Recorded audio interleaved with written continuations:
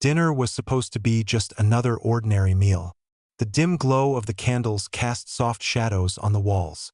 The scent of rosemary and garlic from the lamb filled the dining room, and the wine, deep rich red, swirled in my glass. As I took a slow sip, it was a picture of domestic comfort, the kind of scene people post online to make their lives seem perfect. But beneath it all, something was wrong. I could feel it. Sheila sat across from me, her fingers fidgeting with the stem of her wine glass, her eyes distant. She had been like this for weeks. Withdrawn, secretive, always glued to her phone but careful to angle the screen away whenever I walked by. At first, I chalked it up to stress. Maybe work had been weighing on her. Maybe she needed space. But deep down, I knew better.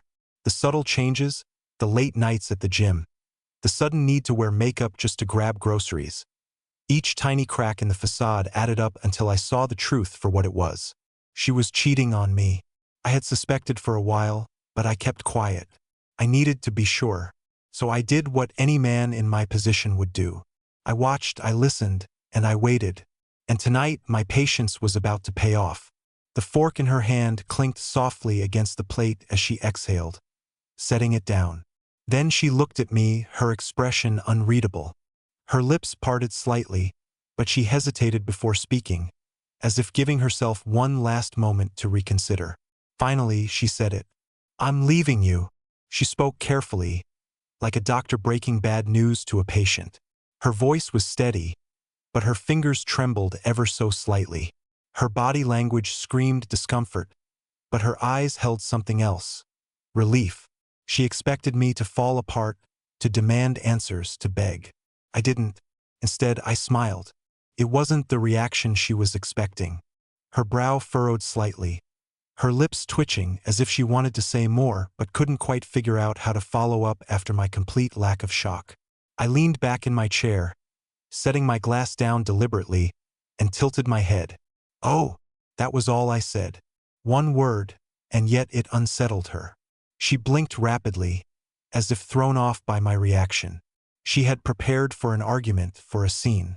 She was ready to be the victim, to accuse me of never being emotionally available, to list all the reasons why she had no choice but to seek happiness elsewhere. But she wasn't ready for this. Sheila opened her mouth, probably to fill the silence with whatever scripted excuse she had rehearsed, but she never got the chance. Because right on cue, the front door creaked open. The blood drained from her face. Her head snapped toward the entrance, her expression frozen in horror.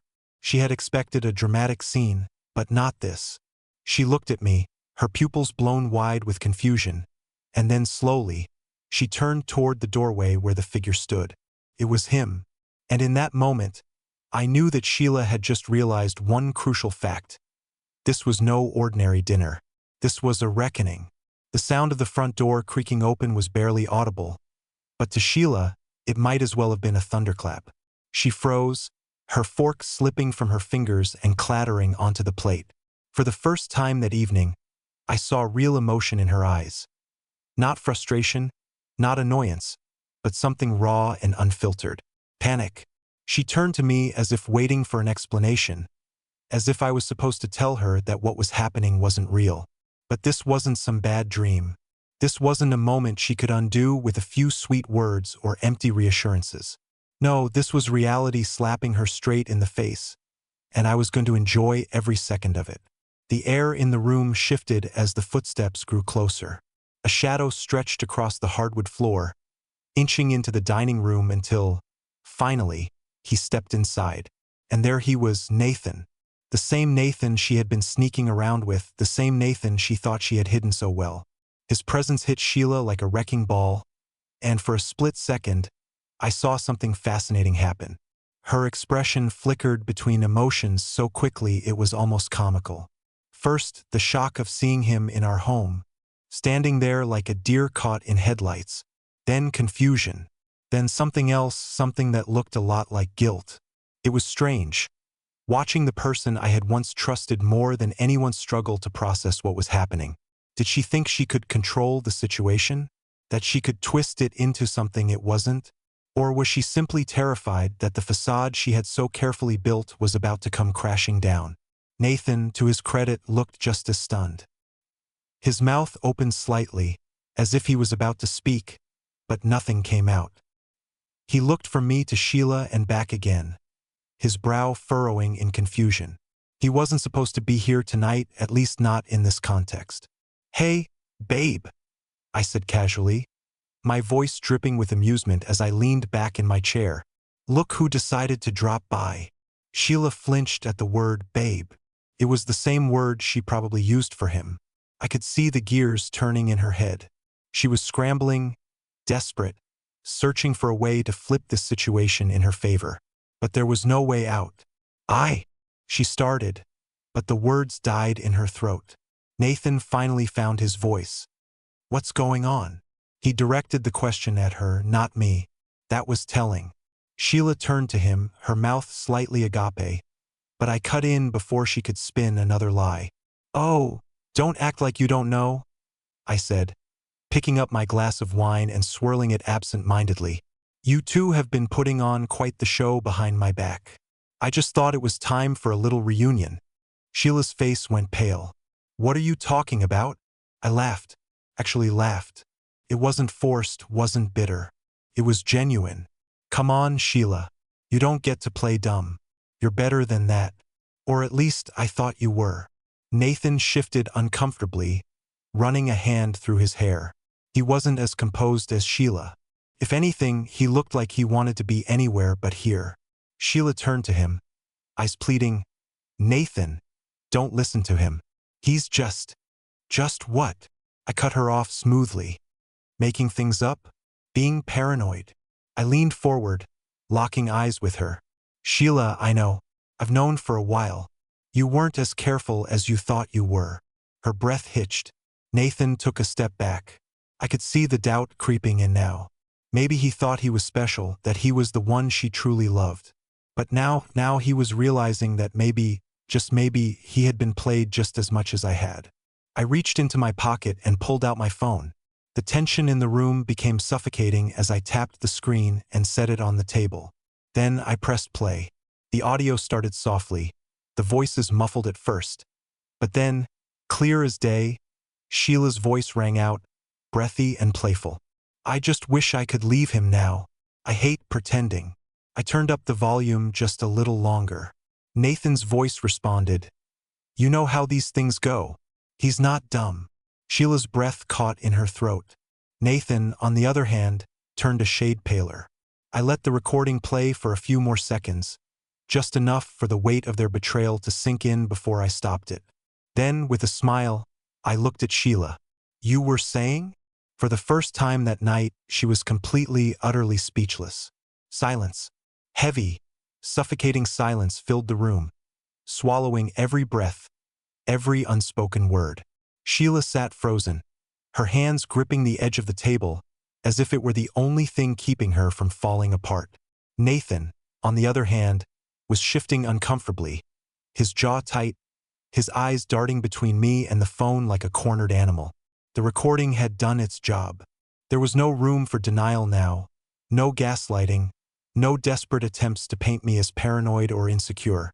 I had given them enough rope, and they had tied the noose themselves. I took my time, let them sweat, let them stew in their own guilt and shame. Well, maybe just guilt, because Sheila looked more caught than remorseful. She opened her mouth, lips trembling, as if she was going to launch into some elaborate excuse, but I held up a hand. "Don't," I said smoothly, cutting her off before she could even start. "Whatever story you're about to spin, save it. We both know it's a lie." Her nostrils flared, a flicker of irritation flashing through her eyes, but she swallowed it down. She needed to play nice now. She needed to find a way to wriggle out of this. I could see it in the way she adjusted her posture, tilting her head slightly like she was trying to soften the situation. "I was going to tell you," she finally said, her voice barely above a whisper. I didn't know how." I let out a short, humorless laugh. "Oh, really? You didn't know how?" I gestured toward the phone. "Because it sounded like you had it all planned out. I just wish I could leave him now. I hate pretending." I repeated her own words back to her. letting them hang in the air like a guillotine waiting to drop. Seems like you knew exactly how. Sheila's mouth clamped shut. Nathan ran a hand through his hair again, looking increasingly like he regretted every life choice that had led him to this moment. Sheila, he muttered, voice strained. You told me. She whipped around so fast I thought she might give herself whiplash. Not now, she hissed under her breath, barely loud enough for me to hear. And there it was. That was the crack I was waiting for. Nathan wasn't in control here. He wasn't the man she was leaving me for because she was madly in love with him. No, he was just another pawn in whatever twisted game she had been playing. The realization must have hit him at the same time, because he suddenly took a step back, a flicker of betrayal in his eyes. What the hell, Sheila? He scoffed. You said this was mutual, that you were done with him. She is, I said casually, reaching for my wine glass. She just forgot to mention that she wanted to be done on her terms. I swirled the liquid before taking a slow sip, savoring the taste. She wanted to leave with a safety net, a backup plan. But see, the thing about planning behind someone's back is, I placed the glass down with a deliberate clink. Sometimes they find out first. Sheila's entire body stiffened. Nathan let out a bitter chuckle, rubbing his face with both hands. Wow, he muttered, shaking his head. You really had me, huh? That's when I saw the shift, the moment it all clicked for him. He wasn't just realizing that Sheila had played me. He was realizing that she had played him too. It was beautiful.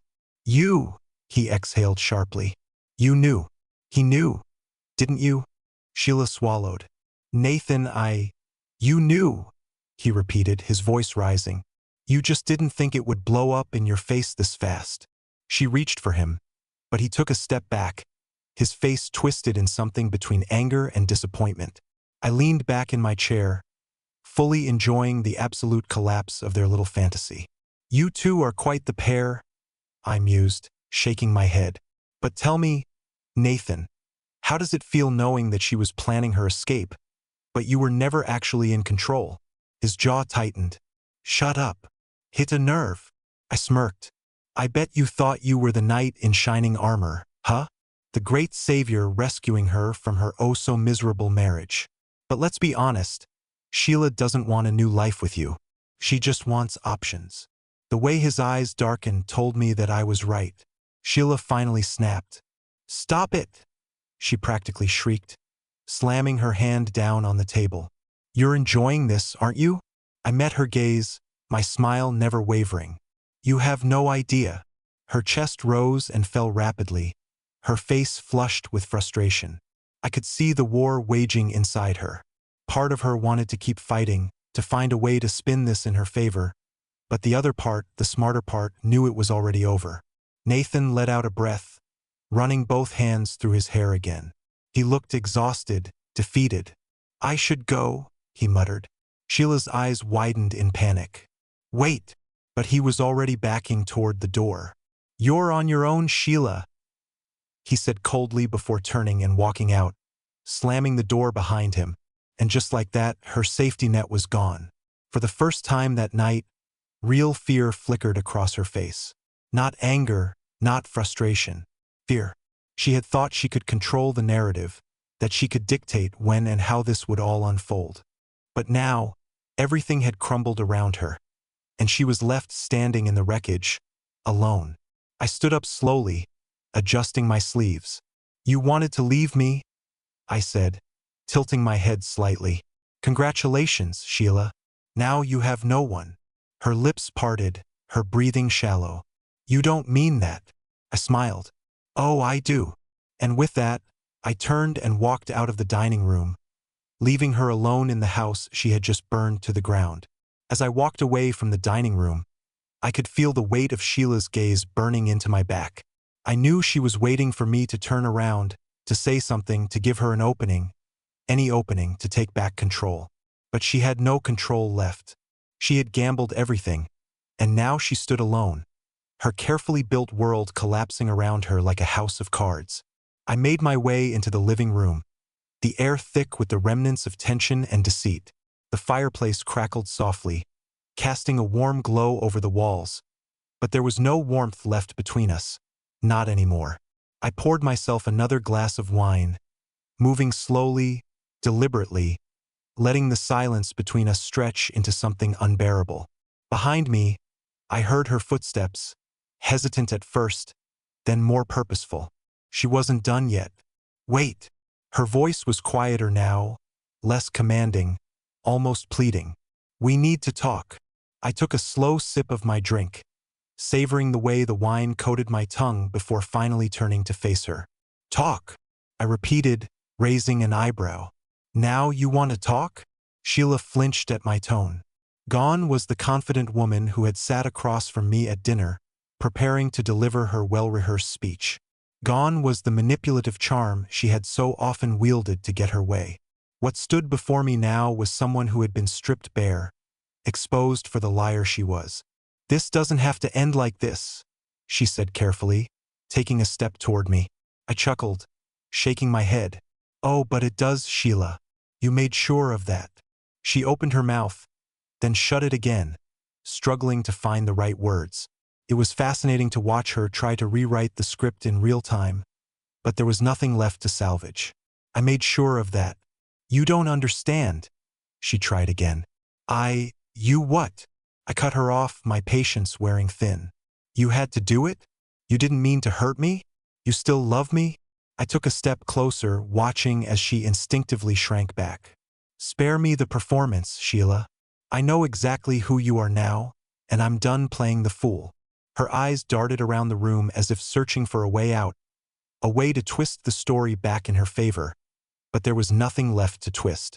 Then, almost as if she had no control over it, she snapped. Oh, please, she scoffed, her voice dripping with frustration. What was I supposed to do, huh? Just sit around and wait for you to actually pay attention to me again? I blinked. That was her angle. That was her defense. She mistook my silence for an opening and kept going.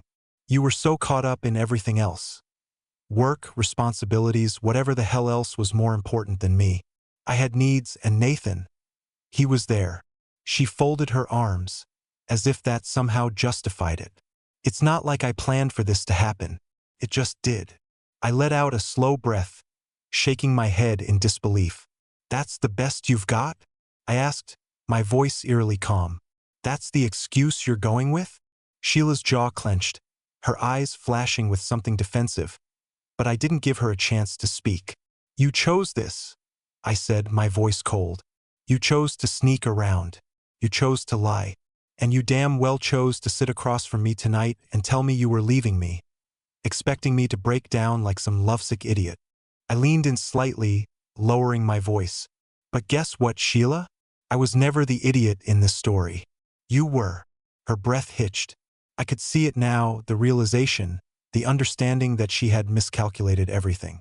I set my glass down and reached into my pocket, pulling out a small stack of papers before tossing them onto the coffee table between us. Her eyes flickered to them, her brows knitting together in confusion. What's this? I smirked. Divorce papers. Already signed. She sucked in a sharp breath. What? I tilted my head, watching as she scrambled to process what was happening. You thought you were leaving me, Sheila? I said, amusement lacing my words. No, sweetheart. I left you the moment I found out what you were doing. This, I gestured between us. This dinner. This wasn't me holding on to hope. This was me letting you dig your own grave. She grabbed the papers, flipping through them, her breathing quickening with every passing second. No, she whispered, shaking her head. No, no, no. This isn't how this was supposed to go. I shrugged. That's the problem, Sheila. You thought you were in control. Her hands were trembling now, the weight of reality crushing down on her. I had beaten her to the punch. She had walked into this evening thinking she had the upper hand, that she would dictate how this ended, but I had been 3 steps ahead the whole time. You don't have to do this, she whispered, her voice barely audible. I gave her one last look, one final chance to see the truth. Oh, but I do. And with that, I turned, grabbed my coat, and walked toward the front door. I didn't stop when she called my name. I didn't turn around when I heard her voice crack. Because this was the moment I had been waiting for. The moment she realized that, for the first time, she had lost. The night air was crisp as I stepped outside, but I barely felt it. The weight of everything, the months of betrayal, the lies, the careful planning, had finally lifted, leaving me lighter than I had felt in years. For the first time in a long time, I was free. No more second-guessing. No more pretending not to notice the late-night texts, the whispered phone calls, the way she avoided my touch while lavishing her affection elsewhere. But as I reached my car, a voice cut through the silence. "Wait!" I exhaled slowly, gripping the car door handle but not turning around just yet. I knew that tone. It wasn't anger, wasn't even desperation. It was realization. She had finally caught up. I turned, finding Sheila standing just outside the house, barefoot on the porch, arms wrapped around herself like she had just woken up in the middle of a nightmare she didn't recognize. Her face, once carefully controlled, was now a mess of emotions. Shock, regret, panic, but most importantly, fear. Not fear of me, fear of what she had done to herself. "Please," she tried again, her voice barely above a whisper now, as if the weight of her own actions was finally suffocating her. Can we just talk for a second?"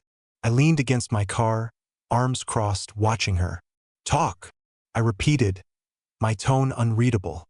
"Now you want to talk?" She nodded quickly, stepping closer as if the physical distance between us was suddenly unbearable to her.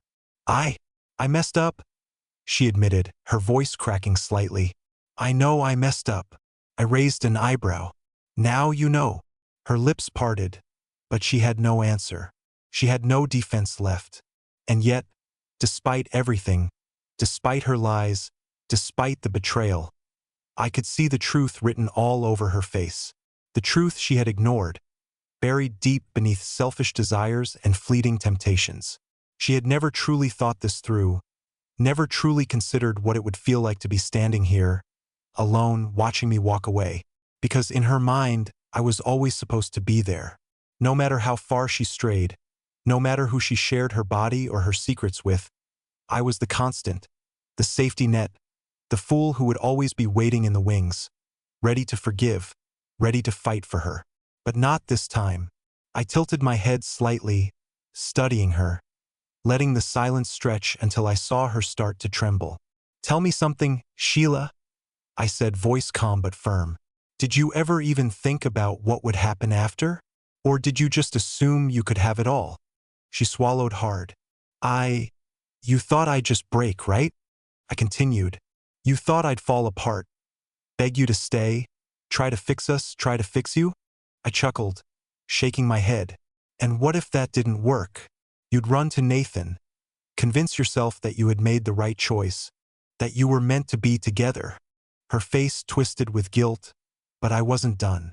"And if that didn't work either?" I took a slow step forward, lowering my voice just enough to make her flinch. "Would you have come crawling back to me?" Her entire body stiffened. That was it. That was the moment she realized that even she didn't have an answer. Because that had been the plan all along, hadn't it? To keep her options open, to keep me waiting. I saw it all laid out in the way her breath hitched, the way her fingers twitched like she wanted to reach for me but knew she had lost that right. And yet, even now, with everything exposed, with nowhere left to run, she still had the audacity to hope. I sighed, running a hand through my hair. "You don't get it, do you?" Sheila blinked rapidly, shaking her head. I just... No, Sheila." My voice hardened. "There is no just anymore. You ended that the second you decided I wasn't enough for you, the second you chose someone else while expecting me to be your backup plan." Her lips trembled. "I don't want to lose you." I laughed, but there was no humor in it. "You already did." Tears welled in her eyes, but I didn't care. Not anymore. Not when I had already spent months mourning a relationship that had died long before tonight. Sheila took another step forward, and for the first time since this entire mess began, I saw real desperation in her eyes. I can make this right," she whispered. We can, no," I cut her off. "We can't. And deep down, you know that." She let out a shaky breath, her gaze searching mine as if trying to find some version of me that would still fight for her. But that version didn't exist anymore. "Please," she whispered. "Please don't go." I studied her for a long moment, taking in the sight of the woman I had once loved, the woman I had built a life with, now reduced to nothing more than a stranger standing in the ruins of her own making. Then, slowly, deliberately, I reached for the car door handle, and I got in. Her face twisted with panic as she realized I was really leaving. "Wait!" She lunged forward, slamming her hands against the window. "Just wait!" But I didn't. I started the engine, and as the car rumbled to life, I saw it. The exact moment it finally hit her. The moment she understood that I wasn't bluffing, that there were no more second chances, that this wasn't a game she could manipulate her way out of. This was the end. And as I pulled out of the driveway, watching her collapse onto her knees in the rearview mirror, one final thought crossed my mind. She had spent so long trying to run away from the life we had built together, chasing something she thought would be better. And now she had nothing. The road stretched ahead of me, dark and empty, the headlights cutting through the night like a blade. I wasn't sure where I was going, only that I couldn't stay there. Not in that house, not in that moment. Not with her standing there begging me to stay as if she hadn't already made her choice long before tonight. The hum of the engine was the only sound in the car, but my mind was far from silent. Every word, every betrayal, every moment of deceit played on repeat. A film reel I couldn't turn off. "I just wish I could leave him now. I hate pretending." Her voice echoed in my skull, that single sentence louder than anything else. She had hated pretending. Had she hated all of it? Every kiss, every night spent beside me, every conversation, every shared dream, every inside joke? Had she hated all of it? Or just me? I exhaled sharply, gripping the steering wheel so tight my knuckles turned white. It didn't matter. None of it did, not anymore. A sudden vibration from my phone on the passenger seat snapped me out of my thoughts. I glanced down. "Sheila." I stared at the screen as her name glowed in the darkness, illuminating the reality of it all.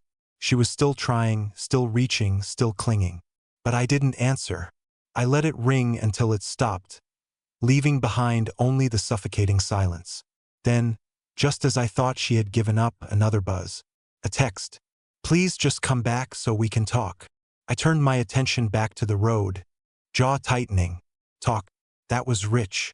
She had plenty of time to talk when she was sneaking around with Nathan, when she was planning my replacement while keeping me warm in her back pocket just in case she changed her mind.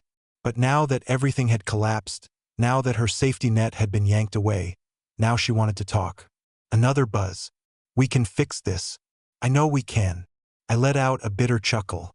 The delusion was almost impressive. Fix what? The marriage she burned to the ground? The trust she shattered? The life she discarded like it was something temporary? Something she could always come back to if her new adventure didn't work out? Another buzz. "I love you." I inhaled sharply, my grip tightening on the wheel. That was it. That was the one that almost made me laugh. Love. Love doesn't do what she did. Love doesn't lie to your face, doesn't whisper someone else's name in the dark, doesn't make you feel like a fool in your own home. Love doesn't make you question everything. I pressed my foot harder on the gas, the car speeding up as I left it all behind. Then the final text. "I'm sorry." I stared at the words, the screen glowing like an open wound. Sorry. The word felt so small compared to what she had done. Sorry wouldn't erase the months of deception. Sorry wouldn't take away the image of Nathan standing in our house, looking just as guilty as she did. Sorry wouldn't undo the fact that she had already decided I wasn't worth fighting for long before tonight. I tapped the screen, hovering over the message for a second. I considered responding, telling her the truth, that I didn't believe a single word she said, that she wasn't sorry, that she just regretted losing. But in the end, I didn't respond. I blocked her number instead. And for the first time in months, the silence finally felt like peace. Hours passed before I stopped driving.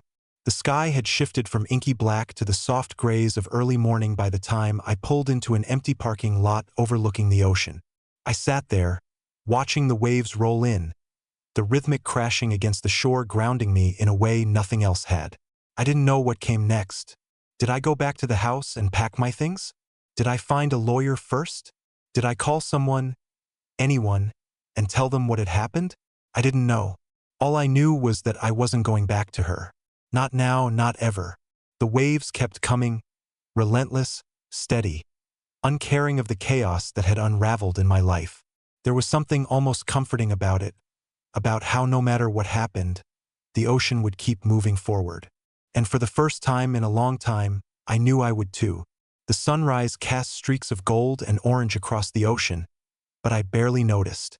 I sat in the driver's seat, fingers drumming against the steering wheel, the engine silent, the only sound the distant crash of waves against the shore. My phone lay face down on the passenger seat, Sheila's desperate messages locked away behind a block she never saw coming. I had left. I had walked away. And yet, a part of me was still unraveling, my mind replaying every moment of the last few months, forcing me to pick apart details I had ignored before. Had there been a moment, a single moment, where she had hesitated? Had she ever stopped and thought about the damage she was causing? Or had it always been about her? Had she ever loved me at all? I laughed bitterly at the thought. Love. That word was an insult coming from her. Whatever she had felt for me, if anything, had been eclipsed the second she looked at another man and decided he was worth the risk. The second she whispered into Nathan's ear that she was only pretending with me. I forced myself to breathe, inhaling the salt air, exhaling the anger, refusing to let her invade this moment. Because this moment was mine. I glanced at my reflection in the rearview mirror, taking in the face staring back at me. Tired eyes, a clenched jaw, a man who had been holding it together for far too long, pretending he was fine while the woman he had trusted had already written him out of her life. The thought made my stomach turn. I needed to do something, anything. Sitting in this car, drowning in my thoughts, wasn't going to change the fact that my entire world had been flipped upside down. I grabbed my phone, hesitated for a second, then scrolled through my contacts until I found the name I hadn't called in months. Mike. He picked up on the second ring. Hey man. His voice was groggy, probably still half asleep. What's up? I exhaled slowly. I need a place to crash. There was a pause. Then, you good? No. I admitted, my voice hollow. Not even close. Another pause. Then, where are you? I glanced at the ocean one last time before shifting the car into drive. On my way. Mike lived about an hour away in a quiet part of town that felt like an entirely different world compared to the chaos I had just left behind. When I pulled into his driveway, he was already outside, waiting on the porch with a cup of coffee in his hand. He looked me up and down as I stepped out of the car, taking in the exhaustion, the tension in my shoulders, the way I barely met his gaze. Sheila? He asked, not needing to say anything else. I nodded. He let out a low whistle. Damn. I followed him inside, the familiar scent of coffee and old leather filling the space. Mike's house had always been a place of quiet escape, a stark contrast to the storm I had just walked away from. We sat down in his living room, and for a while, neither of us spoke. He didn't push, didn't ask for details I wasn't ready to share. Instead, he handed me a beer, despite it being early morning, and let me sit with my thoughts. When I finally broke the silence, my voice was steady but cold. She was cheating. Mike didn't look surprised. Yeah, he muttered, rubbing the back of his neck. Figured. I frowned. You figured, he sighed, shifting in his seat. Look, man, I didn't know, but she was different, standoffish. The way she talked about you, it just, he exhaled, didn't feel right. A bitter chuckle escaped me. Yeah. I was the last to notice. Mike shook his head. No, you knew. You just didn't want to believe it. That hit harder than I expected because he was right. All those nights I had told myself I was imagining things, all those moments where I had convinced myself that her distance was just stress, that the way she flinched when I touched her was because she was tired, not because she had already given that part of herself to someone else. I had known. I had always known. Mike must have seen something in my expression because he leaned forward, his tone softer now. What now? I swallowed the lump in my throat. Divorce. The word felt heavy, final but not bitter, just inevitable. Mike nodded, taking a sip of his coffee. Good. That was all he said. Not, I'm sorry. Not, are you sure? Just good. Because he knew there was no saving something that had already rotted from the inside out. We sat there for a while, the weight of it all settling between us. But for the first time in what felt like forever, I didn't feel alone. And maybe that was the first step toward moving forward. A week passed before I set foot in that house again. It wasn't hesitation that kept me away. It wasn't fear either. It was the understanding that nothing in that house held any meaning for me anymore. The walls, the furniture, the photos, all of it had become a monument to a life that no longer existed. But I had to go back. Not for closure, I didn't need that. I had found it the moment I walked away. I went back because I was ready to move on. I arrived early in the morning. The air was still cool, the sky a soft shade of blue. As I stepped inside, the scent of the house hit me first.